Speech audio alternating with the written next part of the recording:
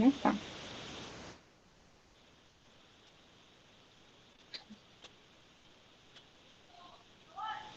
Bom, então, vamos lá. As ligações, elas vão determinar a estrutura, são determinadas pela estrutura eletrônica, vão definir propriedades das substâncias e elas podem ser de 3 tipos. Tá? Então, os tipos que elas fazem, como que os elementos interagem entre si, os átomos, né? Vai mudar muita coisa. E como que a gente tem as substâncias no mundo aí. Então, a primeira coisa que a gente tem que ter em mente é a regra do octeto, que o Lewis criou com base nos gases nobres, né? Ele viu lá que os gases nobres são todos muito estáveis. Então, os gases nobres são aquele lá daquele canto da tabela, o canto direito. Ele viu assim, esses gases aqui são todos muito estáveis e todos têm, tirando o hélio, né? Todos têm 8 elétrons na última camada. Então ele pensou, então quando os outros átomos estão se ligando, eles estão querendo ter 8 na última camada. Então essa é a regra geral. Só que essa regra é muito restrita, tem muitas substâncias que fogem a essa regra. A gente tem 3 exceções principais, que é quando os elétrons têm número ímpar, que aí vocês podem lembrar do NO. A gente vai falar mais dele quando estiver estudando óxidos. A gente tem os que têm deficiências de elétron, que é o BF3. E a gente tem os que se expandem, que eles têm muitos orbitais livres e aí eles... Tá, caminhão de lixo ali. Eles têm muitos orbitais livres e aí eles conseguem expandir e fazer mais ligações do que eles deveriam, tá? Entre aspas. Então, essa regra do octeto é só para a gente ter uma guia, só que é também para lembrar assim, que muita coisa foge à regra, sabe? Então, vamos aos tipos de ligações. A gente tem a ligação metálica, que são os metais, né? Então, vão ser entre metais. Então, os metais alcalinos, os metais alcalinos terrosos, os de transição externa, os de transição interna. Todo mundo ali faz ligação metálica.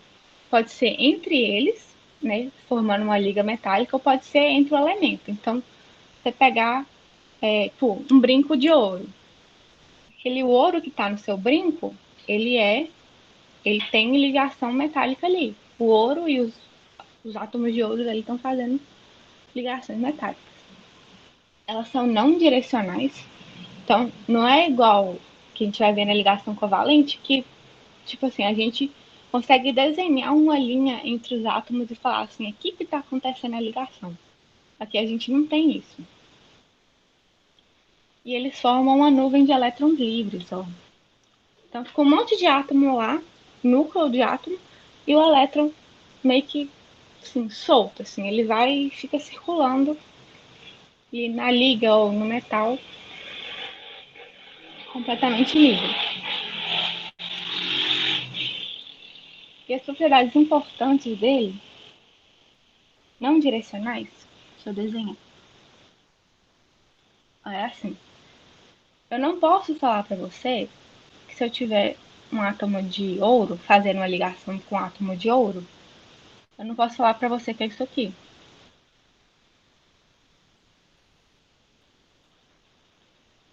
Não tá indo. Isso aqui não acontece. Isso aqui é direcional, tá vendo? A gente desenha a linhazinha e fala, isso aqui é direcional. Só que isso aqui tá errado. A ligação entre metais não é direcional, justamente por causa dos elétrons livres. Ó. Então, quando você tem um pedacinho de ouro, o que está acontecendo? É isso aqui, ó. Tem um núcleo de ouro aqui e os elétrons estão espalhados. Então, os elétrons estão espalhados na nuvem, então não é direcional. Não é igual se eu for falar com você, é uma molécula de hidrogênio. A molécula de hidrogênio é assim, não é?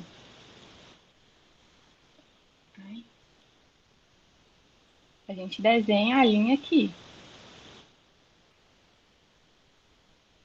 Então, aqui eu tenho a direção para onde está indo. Isso, quando os elétrons estão espalhados, a gente não representa. A gente não representa igual a gente escreve, né?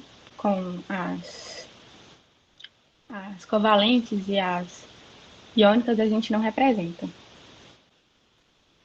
Então, eu falei ali a molécula de hidrogênio, né? A molécula de hidrogênio é essa aqui.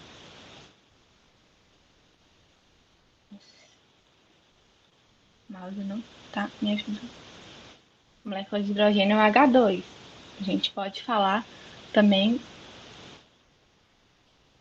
do sal, o NaCl, né, como exemplo. Aqui a gente representa, né? São representações.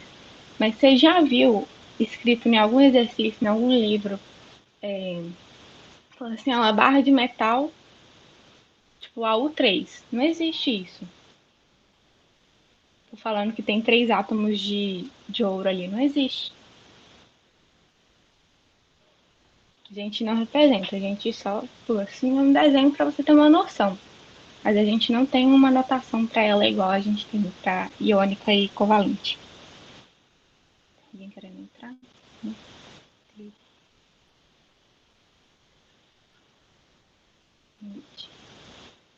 A minha Xara, não te vi. Se tiver mais alguém querendo entrar, vocês me avisam, tá? Que eu tô com o áudio do celular. Então, Thaís e Grazi, vocês entenderam?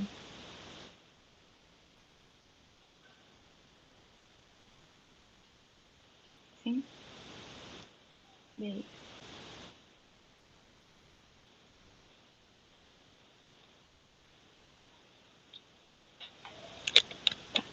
Então, as propriedades dos metais. Eles conduzem muito bem energia elétrica, né? Eletricidade e energia térmica. E a condutividade elétrica, principalmente porque eles têm elétrons livres. Então, para a gente conseguir conduzir a eletricidade, tem que ter ou elétrons livres ou íons livres. Então, eles conseguem conduzir direitinho. Eles são, eles têm maleabilidade e ductilidade.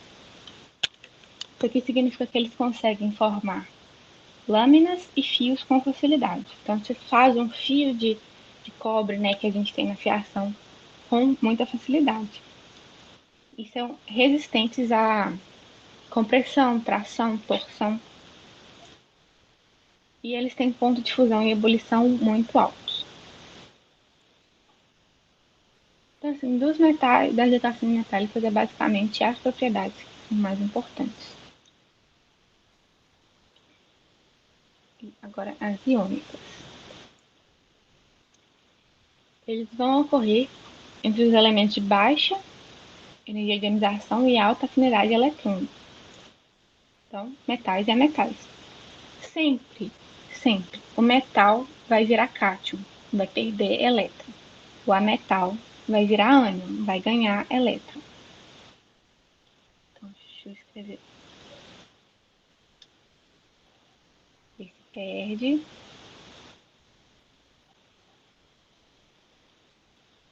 Esse aqui ganha. Sempre. Eles vão formar arranjos cristalinos. Tá? Então, vai ficar tipo. Pode virar um negócio assim.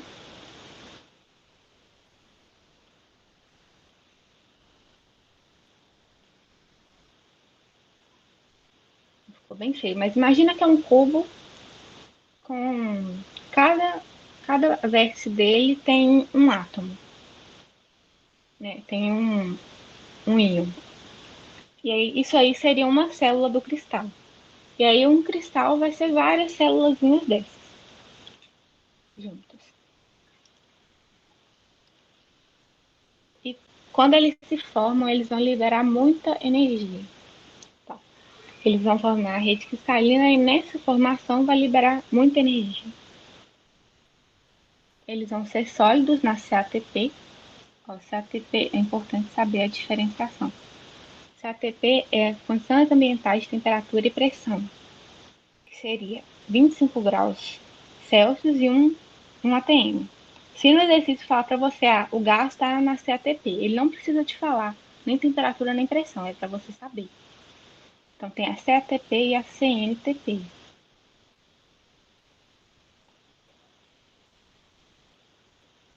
CNTP. Aqui seria condições normais de temperatura e pressão. Normais de laboratório, tá? Então aqui a diferença aqui é 0 graus Celsius. Então aqui é 0. Não. Muda só a temperatura e a pressão fica a mesma. Na CNTP é 0 graus Celsius, na CATP é 25.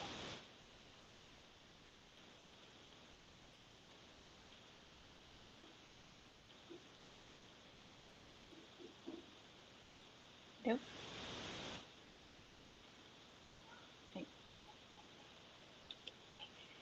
Então eles todos são sólidos na CATP, 25 graus Celsius. Eles têm altos pontos de fusão e ebulição também. Eles vão conduzir eletricidade quando eles estão líquidos ou aquosos. Porque quando eles estão nesse estado, os íons não vão ter uma interação tão forte assim com entre eles, né? Então eles vão estar mais livres. Eles vão conseguir conduzir a eletricidade, que é aquilo que eu falei. Que a gente precisa ter ou íons ou elétrons livres para conduzir. E eles possuem baixa tenacidade. O que é isso? Isso aqui significa que se você pegar um pedacinho de sal grosso nessa casa e bater nele com aquele negócio de amaciar a carne, sabe? Você bater nele, ele vai quebrar, porque ele tem baixa tenacidade, ele quebra com facilidade, é isso que significa, por causa da formação deles de cristal. E aí, agora sobre a representação deles, né? A gente tem essa representação aqui, que chama de Lewis, que você vai colocar quantos tem do átomo, né, do cátion, e quantos tem do ânion. E aí no ânion você coloca os 8 elétrons e a carga deles em cima aqui. E aqui um negócio importante de notar é que para saber a quantidade de cada um, você só inverte as cargas, ó, tá vendo? Aqui foi para o 3 e aqui foi para o 2. E quando der para simplificar, pode simplificar. Tipo, se for... Vou colocar um X e um Y aqui. Baixa energia de ionização, esse a gente viu na aula passada. Energia de ionização é a energia que você precisa para arrancar um elétron do átomo. Então, eu tenho um átomo aqui e os níveis de energia, os níveis, né? Um átomo aqui, um elétron, desculpa. E assim. Então, essa energia vai falar quanto que você precisa de energia, em joules, né? Pode ser também elétron volt, para tirar um elétron. Então, depois que você tira um elétron, fica mais difícil. Então, o segundo elétron que você for tirar vai ficar mais difícil. Só que quando você mudar de nível, vai ter um salto, vai aumentar muito a energia. Então, se no primeiro você precisou tirar, você precisou de 100, para esse daqui você vai precisar de 1000. Tá? É um exemplo, tá? Eu não sei de cor assim não. Esse daqui pode ser que você vai precisar 10.000. Não, todos. Tipo, você pode pegar um átomo, por exemplo, de sódio, e ir tirando todos os elétrons deles até não ter mais nada, só o núcleo. Você tira um, tira o outro e vai escrevendo quanto que deu, né? Isso vale para todos. Mas a gente pode levar em consideração, tipo, só o primeiro já dá pra ter uma noção boa, sabe? Mas ele diz respeito a todos os elétrons que estão ali naquele átomo. Mas sempre levando em conta que quando você mudar de nível vai aumentar muito.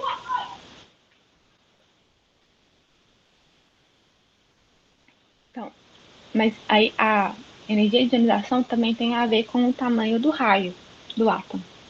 Se um átomo for muito grande, o núcleo não consegue atrair os elétrons que estão na ponta com eficiência.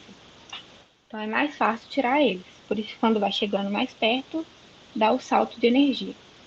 Então, os átomos muito grandes são os metais, por isso que eles perdem com facilidade os elétrons. Já a afinidade eletrônica é a capacidade de atrair elétrons, tá? Ela é teórica para a maioria, mas é uma base boa para a gente ter. Então, é basicamente a capacidade de você pegar o elétron que está ali, que dá um soco ali, e completar o que falta para você. Isso mesmo. Tipo, por exemplo, aqui, né, no enxofre, com o alumínio. O alumínio, ele é um átomo maior do que o enxofre. Então, ele não consegue atrair com eficiência esses últimos elétrons aqui, esses três. Aí o enxofre consegue, por ter afinidade eletrônica alta, ele consegue puxar para ele. Vocês entenderam? Sim.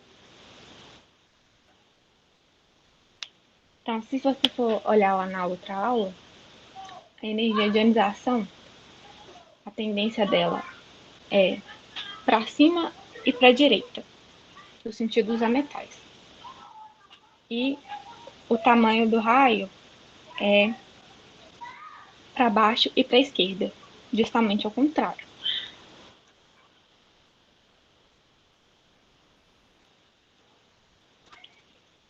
Mais alguma dúvida de ligação iônica?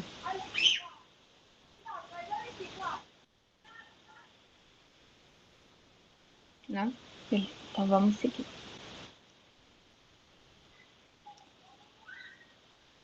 Tá. Então agora as ligações covalentes, que elas são assim uma das mais importantes. Elas vão ocorrer entre metais e ametais, ou ametais e hidrogênios. E elas vão ter compartilhamento de elétrons. Então, por exemplo, aqui com os hidrogênios.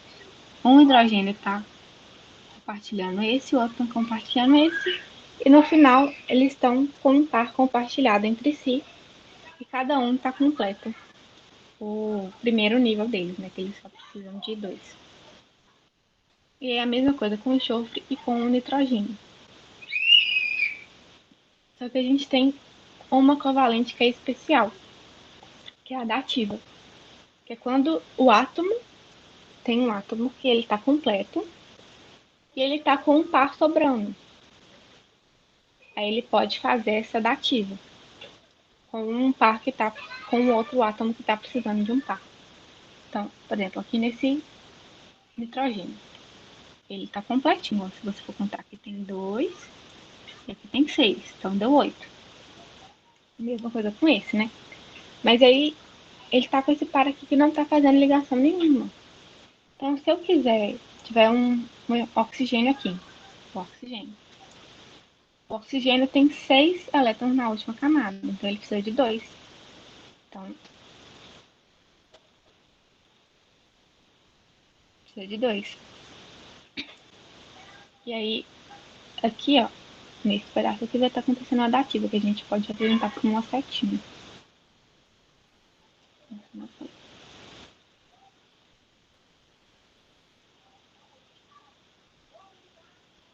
Então, a dativa, para ocorrer a dativa, o que a gente precisa? Um átomo central que já esteja completo. Isso. A ligação iônica, um doa e o outro recebe.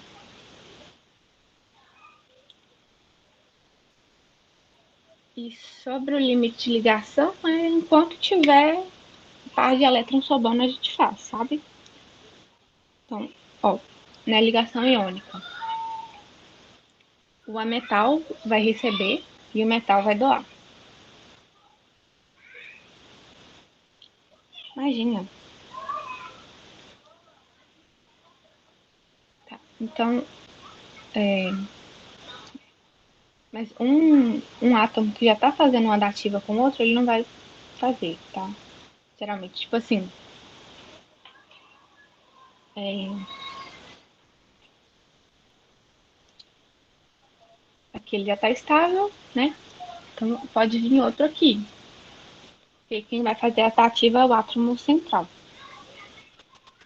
Tá? Mas também não vai sair fazendo ligação assim, infinita, né? Porque ele poderia fazer mais uma aqui, mas aí ia ficar por isso mesmo.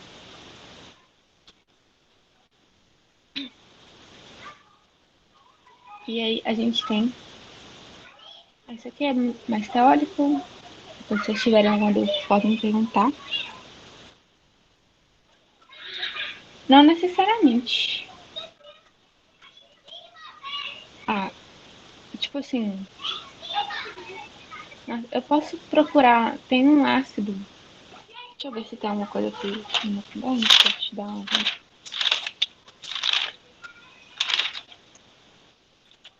Tipo, ó, depende de quantos átomos, quantos elétrons, desculpa, mas eu tô confundindo. Quantos elétrons que tem o átomo central para distribuir. Isso que vai depender.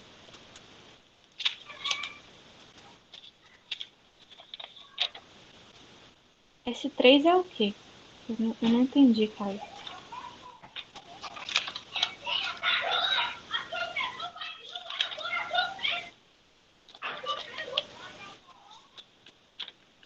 É enxofre?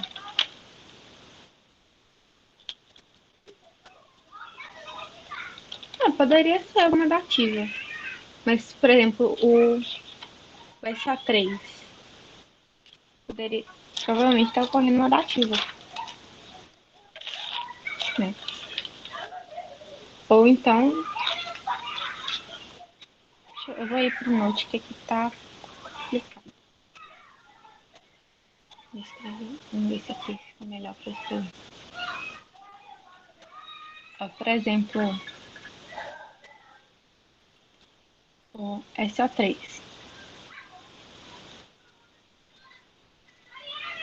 Quem vai ser o átomo central aqui vai ser o enxofre. Sempre o par. Quando a gente está falando de covalente, é sempre o par. Então, vou pôr o enxofre aqui no meio e os 6 elétrons livres. Então, tem um.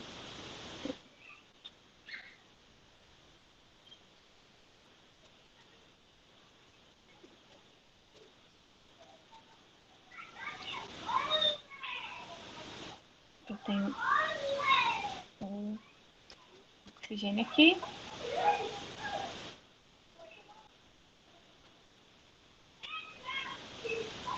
Não, quando eu falo par, é 2 elétrons. Sempre. Então, uma ligação covalente envolve um par de elétrons. Então, um de um átomo, outro de outro átomo.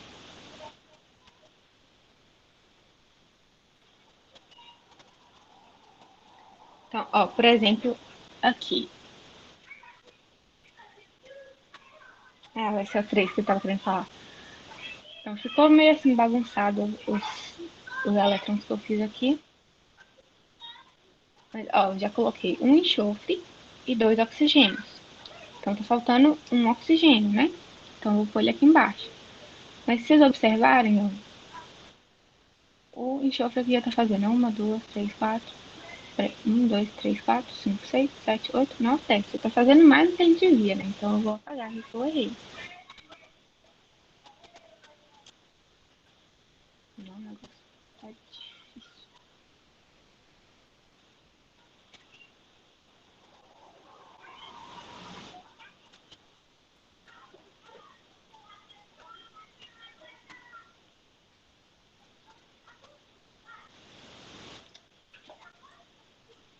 Ó, eu vou colocar. o oxigênio aqui, ele está fazendo uma simples com esse aqui, e com esse aqui pode estar fazendo uma dativa.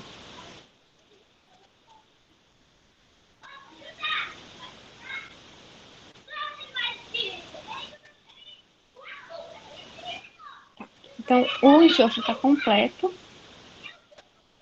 e o oxigênio, esse oxigênio aqui está completo, esse aqui está fazendo dativa, e esse aqui está com 1, 2, 3, 4, 5, 6, 7, 8. Então, olha, o que está acontecendo aqui?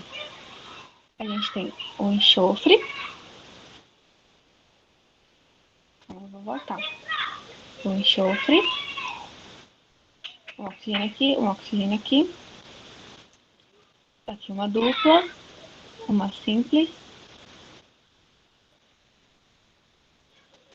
e uma dativa. Assim. Ó, a dativa. A gente também não, se não entender a dativa, não precisa ficar arrancando os cabelos por causa dela não, porque ela é só um adendo, tá? Então, vou ficar mais uma vez. A dativa, ela só vai acontecer se o átomo central ele já tiver completo, com o octeto completo, se ele tiver um par sobrando. Ele tá com um par sobrando, ó, aqui o enxofre estava completinho, estava com esse par aqui sobrando, sem fazer ligação. Vai ver esse oxigênio precisando de um par, o oxigênio estava precisando de um par, e ele foi e fez a dativa com o enxofre. O enxofre compartilhou um par todo. Eu vou fechar a minha janela rapidinho.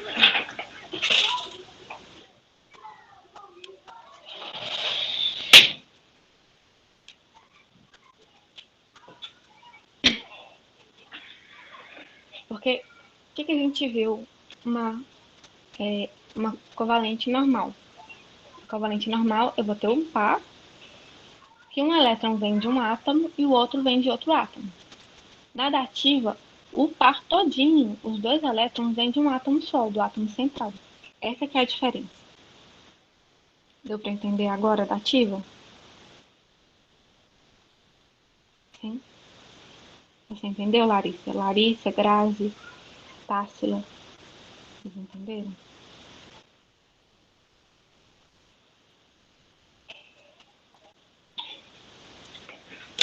Tá. Mas não precisa esquentar a cabeça com dativa, porque ela não é a nossa maior preocupação, tá? Nem vestibular, tipo, sei lá, específico assim, é capaz de cair. Então, as covalentes também podem ser duplas e triplas, né? Que a gente está acostumado já de ver. E agora as propriedades dela, elas podem ser gasosos, líquidos ou sólidos nessa ATP e não conduzem corrente elétrica. E que a gente tem só uma exceção, para vocês lembrarem, que é bem capaz de cobrar, que é o grafite. O grafite ele pode conduzir porque ele tem duplas alternadas e ele é plano. E aí, essas duplas alternadas, quando está passando a eletricidade, elas vão mudando de carbono, de par de carbono, e por ser plano, a eletricidade consegue passar.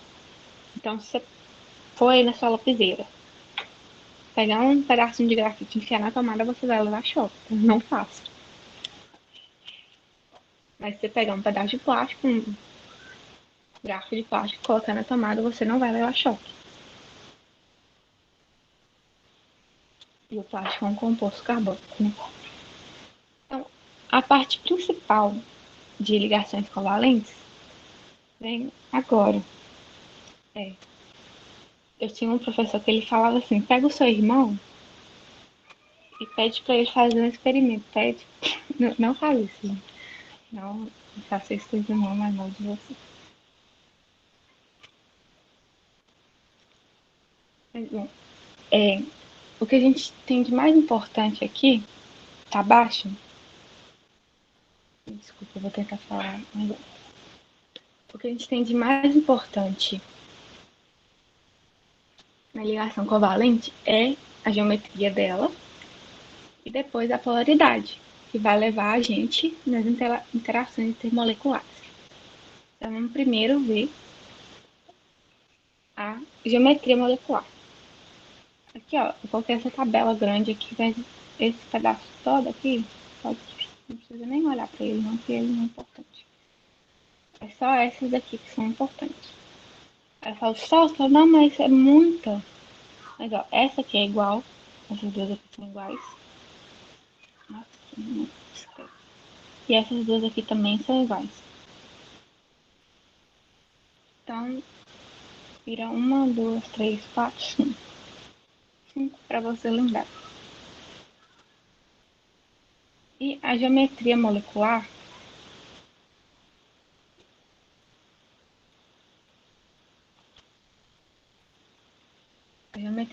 molecular, ela vai interferir na polaridade, que vai explicar muitas propriedades físicas das moléculas, né, dos compostos covalentes. E uma das principais coisas que interfere na geometria molecular é o átomo, o par não ligante do átomo central. E eu coloquei essa tabelinha aqui do axé. Essa tabelinha do axé funciona assim. A gente escreve o A para representar o átomo central, o X, que você vai escrever um númerozinho embaixo. Esse número embaixo vai ser o número de ligações que estão acontecendo. Tá? Então, o número de risquinhos que você vai fazer entre o átomo central e os átomos que estão em volta dele. O X é o que eu estou falando agora, é o número de ligações. Então, por exemplo, nessa aqui que eu estou mostrando,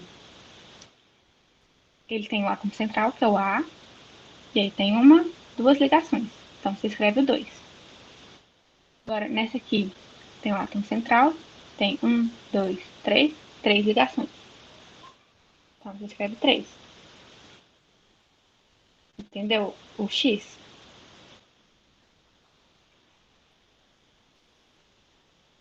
Sim? E aí o E, ele vai ser o número de pares não ligantes. Então, aqui no caso, só tem um par. E aí a gente só escreve o E, não precisa escrever um, né? Fica redundante. Aí no caso dessa aqui, ela é AX2, que tem duas ligações. E2, porque tem dois pares de elétrons não ligantes. Aqui, os pares de elétrons não ligantes, eles meio que forçam a ligação para baixo. Então, forçam os elétrons que estão aqui fazendo a ligação para baixo. Isso, a quantidade de ligações.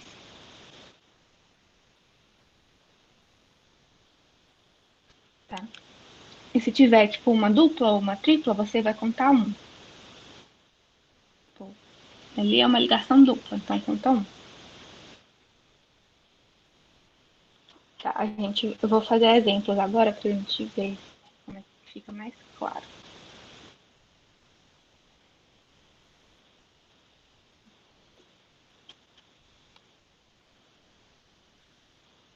Ó, primeiro a gente tem o CO2. Então, eu vou pôr o C do meio, porque o carbono faz mais ligações, e só tem uma aqui. Aí eu vou pôr o O aqui,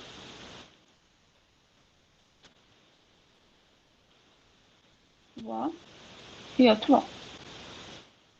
Aí a gente sabe que é duas, uma dupla aqui e uma dupla aqui. Pronto.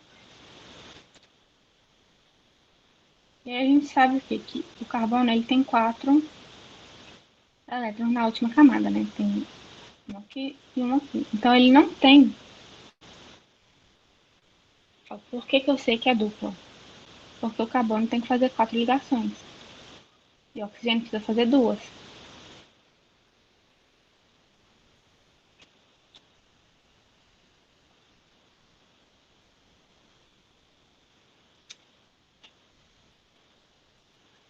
O oxigênio precisa fazer duas.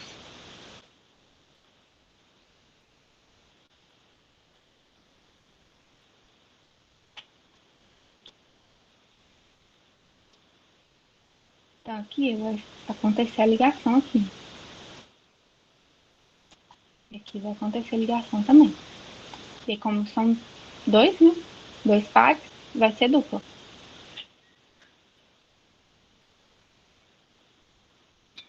Então, o CO2, o carbono não tem nenhum par de elétron sobrando. Então ele é linear. Então, se a gente fosse escrever, ele seria um AX2.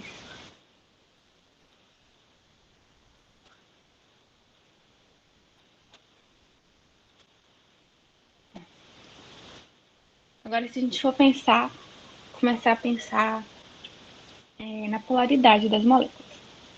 A polaridade das moléculas, a gente vai desenhar um vetorzinho do menos eletronegativo para o mais eletronegativo.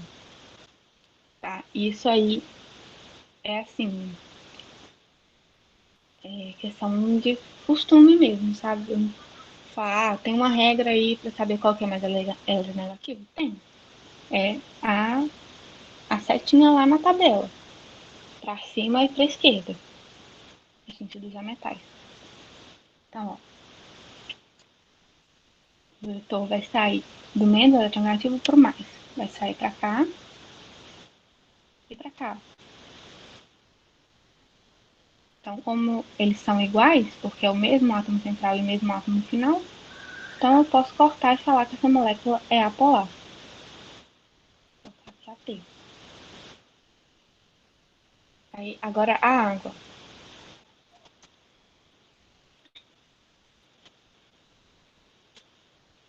Na água, o átomo central é o oxigênio. Então, eu vou pôr ele aqui no meio. Escrever isso aqui.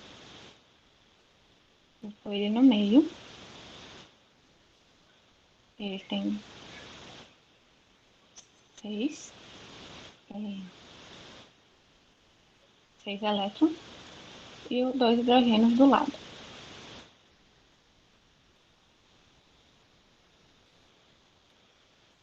Então, ó, tô fazendo ligação aqui.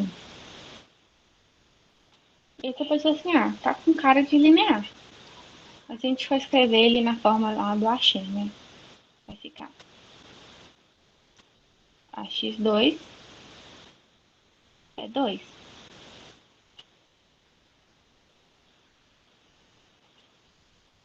Porque ele tem, ó, esse, que dá um par, e esse daqui, que dá um par. Então, se a gente for mais um par, né? Dois pares. Se a gente for olhar na tabela, é esse daqui, olha.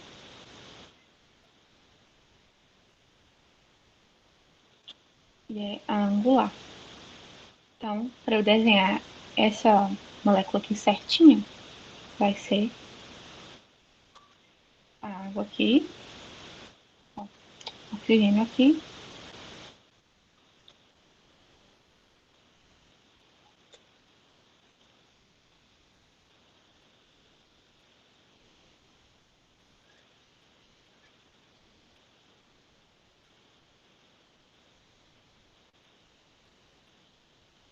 eu posso mandar a imagem para você.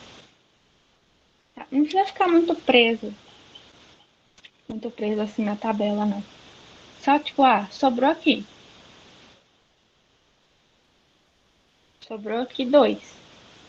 Então tá empurrando para baixo. Não, não precisa, tá? Aquilo ali é só para facilitar. Vocês precisam entender. Porque, olha, deixa eu abrir minha câmera aqui. A gente tem três geometrias eletrônicas principais que são mais cobradas, que é essa linear, a trigonal plana e a tetraédrica. Então, vou mostrar aqui. Deixa eu abrir a minha câmera para mostrar. Tá, ó. Então, primeiro na linear. Então, esse aqui primeiro vai estar representando os meus pares de elétrons. A minha mão vai ser o átomo central. Então tá aqui, cada caneta é um par de elétrons. Então, quando a geometria eletrônica é linear, ela não tem chance de ser outra coisa, só vai ser linear, a geometria molecular. Agora, se eu tiver uma geometria eletrônica trigonal plana, ela vai ser assim, certo? Aí, se eu ligar nesse e nesse, esse daqui vai ficar sem ligante. Vai estar empurrando esses dois para baixo para eles ficarem angulados. Então, aí a gente tem, quando a geometria eletrônica é trigonal plana, ou seja, você tem um átomo central que faz três ligações covalentes, tem três pares de elétrons. Então, ele pode ser ou trigonal ou angular. Agora, se ele for tetraédrico, isso vai ser mais difícil. Que é assim, ó, tá vendo? Assim. Assim com um negocinho assim. Assim. Então, é um átomo que ele pode fazer. Aí, ele tem quatro pares, né, de elétrons. Então, por exemplo, o nitrogênio tem quatro pares de elétrons. Né? Não, desculpa. O nitrogênio ele tem cinco elétrons. Ah, depois eu vou conferir que eu agora tô confundindo. Depois eu tenho que conferir que eu vou ver se eu confundi. Ó, ele vai ter três aqui, tá vendo? Três. E um aqui em cima. Um em cima. Então, essa aqui geometria, ela pode ser tetraédrica, pode ser piramidal ou pode ser angular. Tá vendo? Então, você desenhou um átomo lá, ele tem quatro pares de elétrons. Aí você fala assim, tá. Então, ele pode ser até tetraédrico. Mas ligou só dois. Então, ele é angular. Ou então, ligou só três. Aí ele vai ser piramidal. Tá? Então, é olhar quantos que estão ligando e quantos que estão ligando. Estão deixando de fazer a ligação. Entendeu? Deixa eu parar a gravação. A gente continua sexta-feira